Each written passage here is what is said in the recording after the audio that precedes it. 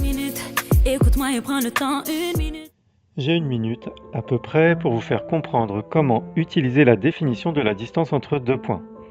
Dans la vie quotidienne, quand on fait des travaux par exemple, on a besoin d'utiliser la notion de distance entre deux points.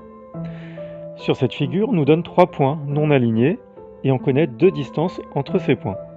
Que peut-on dire sur la troisième distance, PM? Déjà, on sait que le chemin le plus court pour aller d'un point à un autre, c'est la ligne droite.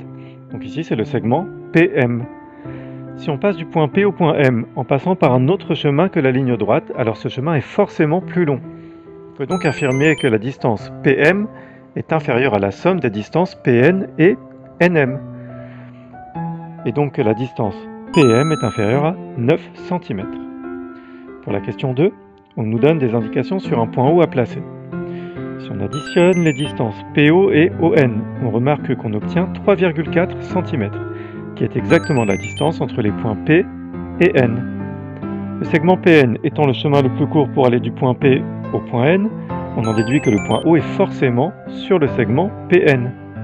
De plus, on connaît la distance du point O par rapport au point P et au point N. Donc on n'a qu'une seule possibilité pour placer le point O en respectant les conditions données dans l'énoncé. Voilà, n'hésite pas à revoir cette vidéo et à t'entraîner sur d'autres exemples. À bientôt.